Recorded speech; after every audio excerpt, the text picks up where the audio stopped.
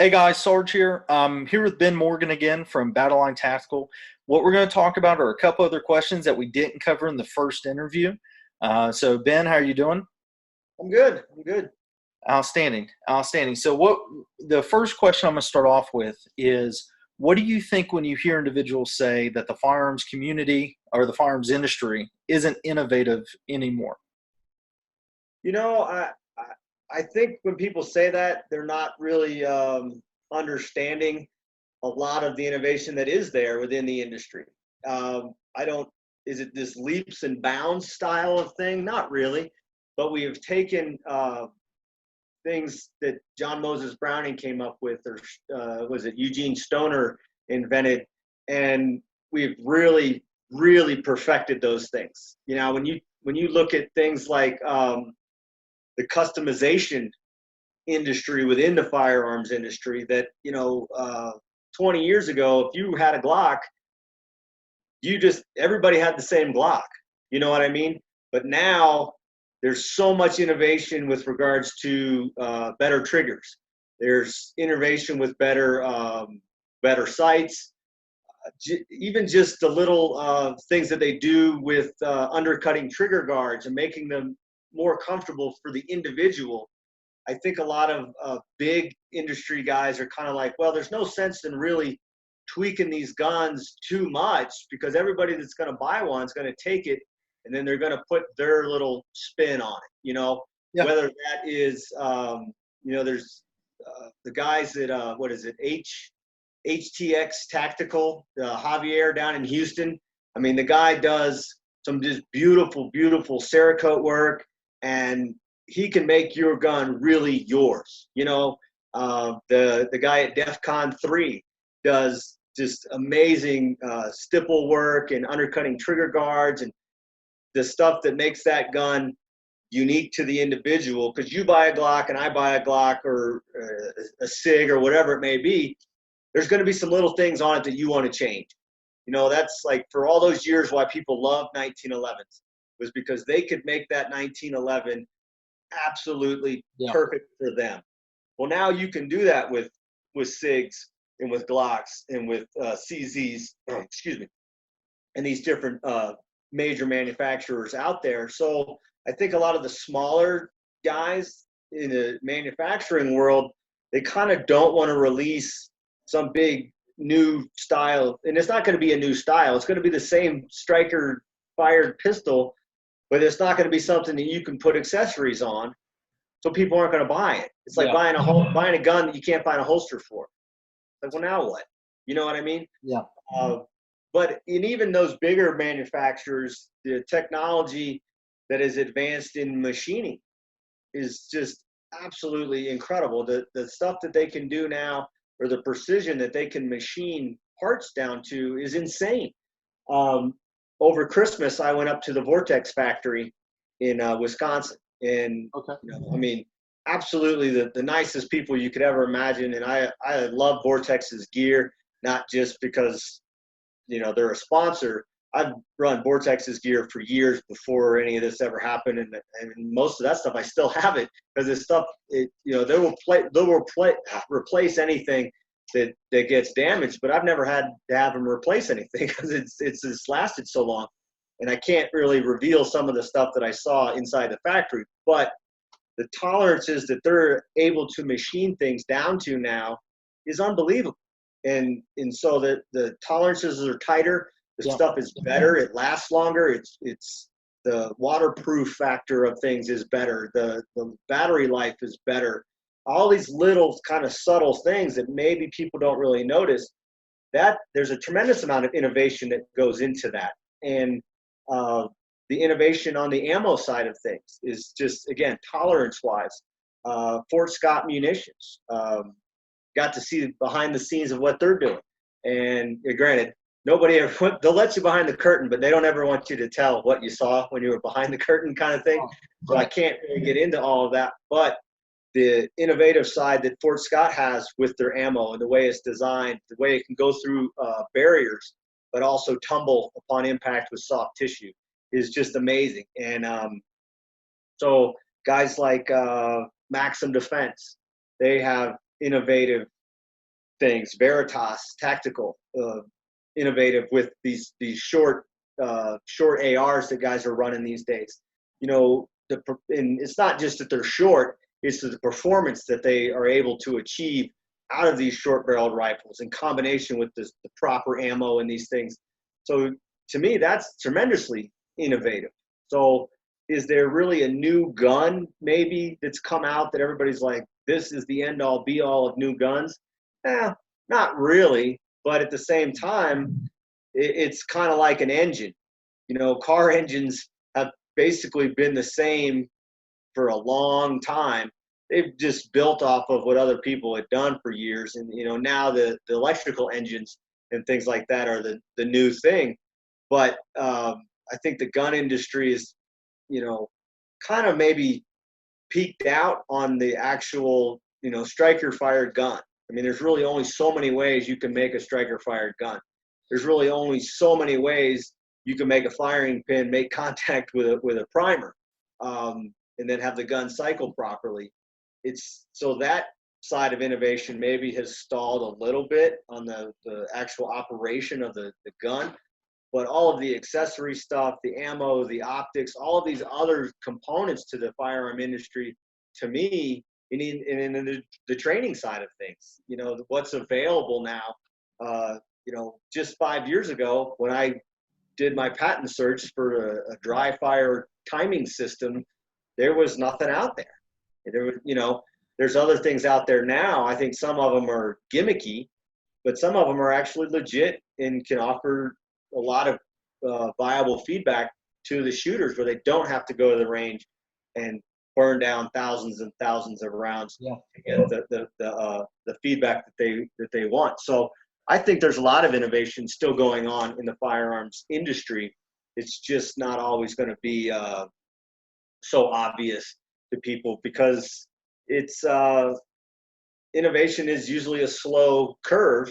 And right. Again, when you talk about, somebody's take the red dots on pistols, you know, take that into account and just go back 5-6 years ago. People were like, yeah, the competition guys ran them because they had to be side mounted to the frame so they could sit up above the slide. You created this kind of like a science fiction-y looking gun because of the amount of size or the size that it took up. And guys were running, you know, aim points on top of these mounts because the really small red dots broke. You know, guys didn't want to mill them into their slides because the slides would crack. I mean, there was all kinds of, you know, and the wear and tear on the dot itself, they would break.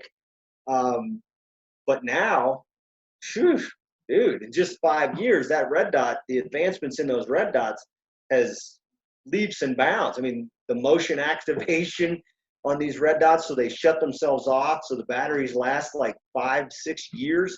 I mean, that stuff, to me, it's crazy. You know, I mean, I remember when aim points were the new thing.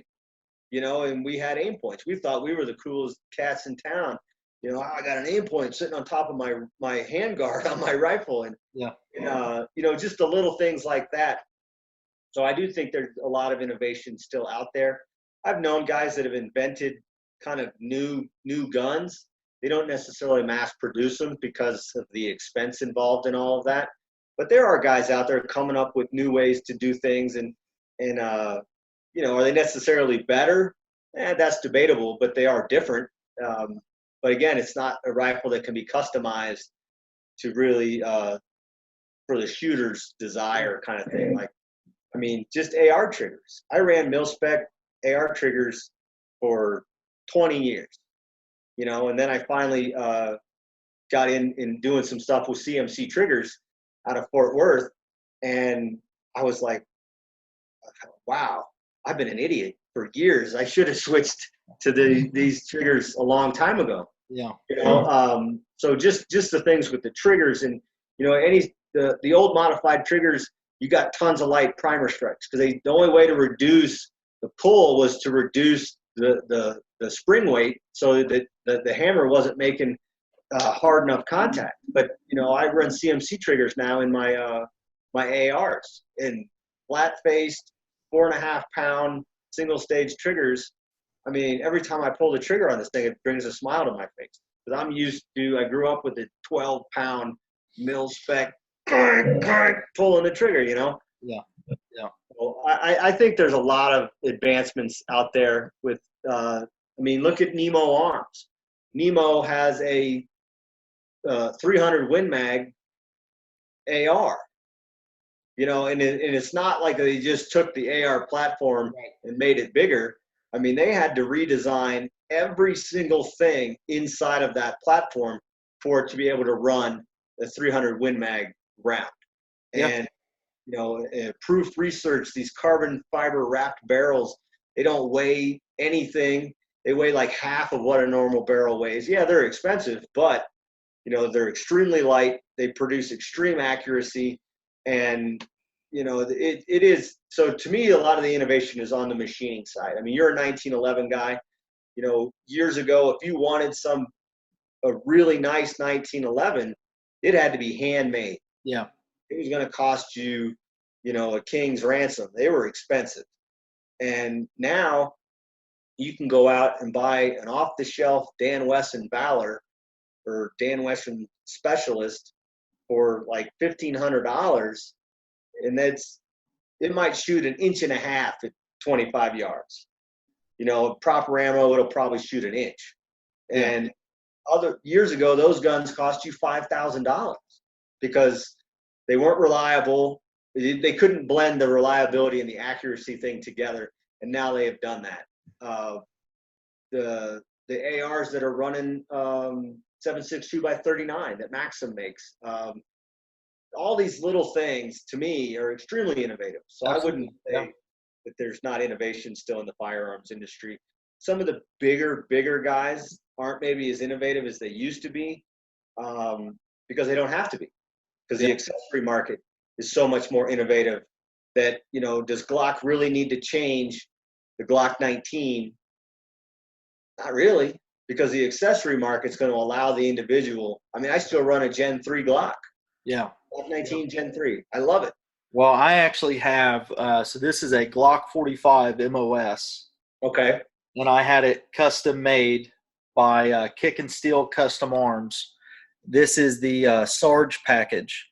All right. So he does a full stipple job, a undercut on the trigger guard, and then checkering right here. Because what I found is when you do your two-handed grip, when that support hand wraps around, having that underneath the trigger guard checkered really just locks your hand into place.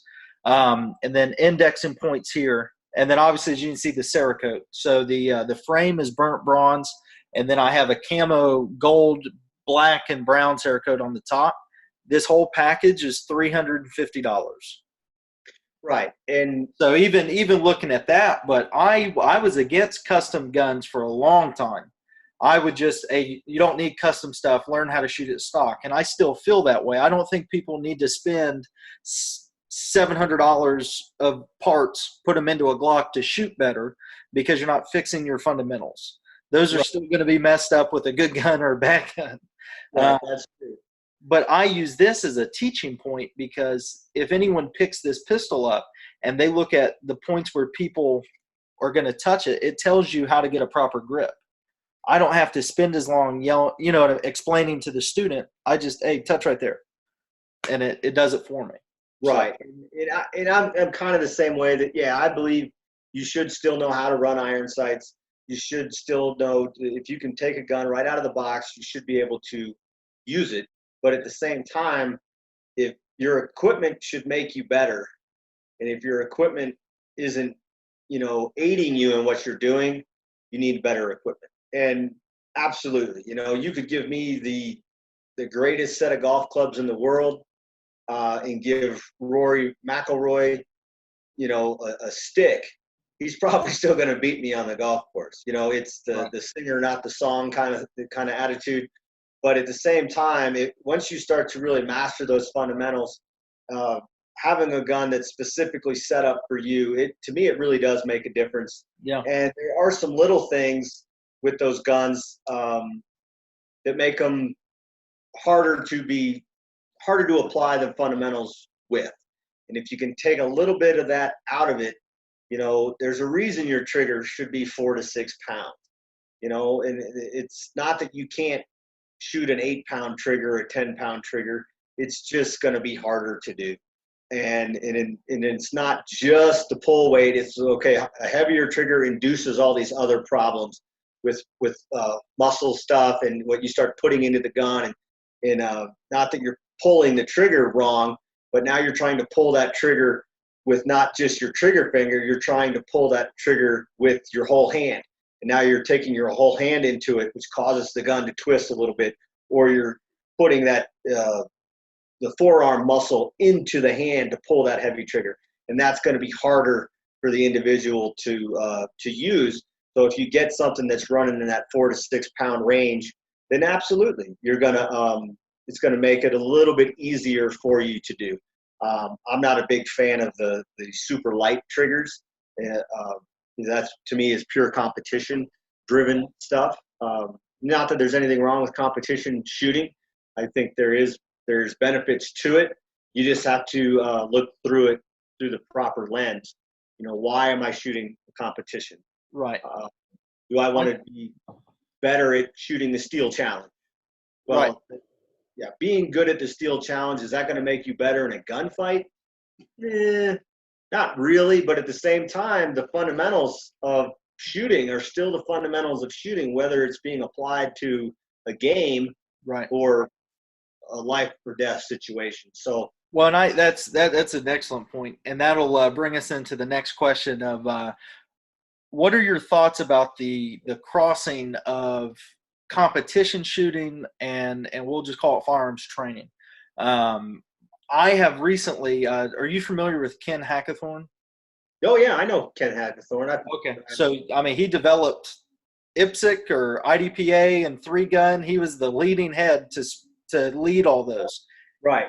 He recently did a interview where he even talked about, and he said, "Dude, the training isn't what it, or the competitions are not now what they were meant to be developed for.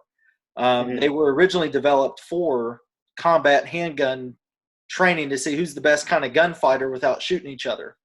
Right. And now it's just so point driven, and that's something I kind of would like your mind on there. Is what's your thought about it? I think you have to look at the competition, and again, when somebody says competition, what kind of competition are you shooting? Are you shooting IDPA, IPSC, Steel Challenge, USPSA? There's a lot of different, and then even within each one of those, there's all these different categories where you have open guns and limited guns and limited 10, and then you have the stock service pistol guns and stuff. So, and why are you doing the competition? Are you doing the competition just to put some stress on your body and see how you perform? That's great, because you can't replicate that, or it's very hard to replicate that, and the stress of that is in having to think while you're shooting is also important, because you do want your shooting to get to the point where you're not focused on your shooting, you're focused on the fight. And in some ways that competition stuff does help with that, because you have to be able to think through round counts, multiple targets, where are they, what's the best way to engage these targets and things like that. So there is some of that style still there. And if you just need to be able to know, okay, this is competition, what am I shooting this competition for? Am I just here to win the competition, or am I here to just be a better shooter? And I think going into the competition stuff to just make yourself a better shooter, that's going to cross over and apply to the defensive style shooting. And there are some things that the competition guys that we have learned from them that have made us better defensive shooters as well. But if you're going into the competition world just to shoot competition, then that's fine too. But don't think that, I'm running this $6,000, 2011 with an 8-ounce trigger, and I get to walk the course first and know exactly where I'm going to engage everything first. That's not going to make you a better defensive shooter, but you're still applying that presentation. You're still getting the gun out of a holster, presenting it quickly, and having to fire multiple rounds into a target. But it's not exactly the same, but I do think there's value in it. You can learn from it. And a guy named Mike Pannone, who former reconnaissance Marine, Delta Force guy, taught air marshals how to shoot. He's a big believer in competition. But I do know Ken relatively well. I have an ultimate respect for the guy, and but as long as you're not going into some of the competition stuff thinking this is going to make me a better gunfighter. Right. Look at 3-gun. 3-gun was kind of designed to test someone's ability to employ 3 weapon systems. But now it has turned into a game. It has. And there's guys running these shotguns that you're holding 20 rounds and all kinds, and it's just turned into a game. And there's nothing wrong with that as long as you know you're playing a game. Right. And you don't try to – well, my biggest thing is, so I had trained a group of individuals from Louisiana, and they come up here to the range out here. And one of them was a competition shooter. He goes and shoots all the time, and he brought all of his competition guns to run through the training class. Mm-hmm. He gets through 2 magazines out of his competition Glock. He loads the 3rd mag, shoots 2 rounds, and his magazine falls out. So I was like, okay. I said, hey, before I look at your gun, do you have an extended magazine release? And he goes, yes. I said, okay, that's probably going to happen throughout the rest of the training. And then sure enough, it did. The next day, because it was a 2-day class, the next day we did rifles. He's out there shooting his rifle. He brings the rifle in to move. His magazine drops out. Hey, do you have an extended magazine release on your rifle? So some of the competition stuff absolutely can benefit, but there's some of the stuff that it's a give and take. You can't get something that makes you faster and not sacrifice something else. So that extra magazine release it makes you faster of dropping that magazine, sure, but what are you sacrificing to do that? Right. And I'm a big believer in you don't ever want to sacrifice that defensive capability. And one of the things that we do is we work with a gentleman, his name's Benny Glossop, and he's a former professional fighter. He kind of grew up more doing Muay Thai style fighting, and then he got into the jiu-jitsu stuff. And he's a black belt in Brazilian jiu-jitsu. I don't know how they do that with Muay Thai. I don't even know if they either get your ass whipped or you don't. I think that's kind of how they judge your ability in Muay Thai. So, he's a legit fighter. He's not just, and again, you can kind of look at that in the same way with Brazilian Jiu-Jitsu. Now some of these Jiu-Jitsu gyms they're driving their training just to be successful in the octagon. Well, the idea behind Brazilian Jiu-Jitsu was really kind of how to survive in Brazil and know how to actually fight, not win in the octagon. So is a little different. And Benny grew up more of the winning the fight kind of thing because Muay Thai, that's an extremely, extremely violent sport. Not that MMA isn't, but they are, again, you're trying to win a competition as opposed to winning a fight. So it's a little bit different. But what we'll do is we'll bring people in and they'll have their gear on and set up, and then they gotta fight Benny. And granted, they're not full on blows to the face kind of thing, but you can realize very, very quickly that this competition setup that you have isn't really geared towards fighting necessarily with a gun. We do vehicle defense stuff. And when you're rolling around and fighting a guy for your life inside of a vehicle, like you said, you have the big wazoo defensive or competition rig on. That's a different world than the concealed carry defensive pistol stuff. And you'll see some people they'll wake up to that fact pretty quick. Well, and I'll say too that the fastest way to wake them up, from what I've seen, I do force on force training using the T4E gear. So they come with you can shoot rubber balls, pepper balls, paintballs out of like semi-automatic pistols. Right. So the ones I have are like Walther PPQs. They're the actual size of the gun. They fit in holsters, all that. And so I got those. The first force on force class I did, I was we set up like a little gas station type thing, and I was just somebody who's heckling the cashier. Well, there's a female in the back, and she starts making her way to the exit, and I turned around and I said, "Hey, give me your money." But I didn't approach her. All I did was, "Hey, give me your money." She pulled her gun out and shot me. Mm-hmm. And I said, "Okay, well, you're going to jail because you didn't see a gun. What are you doing?" And then what I've seen is a lot of the individuals who they're the guys that they don't go to training courses because they know what they're going to do.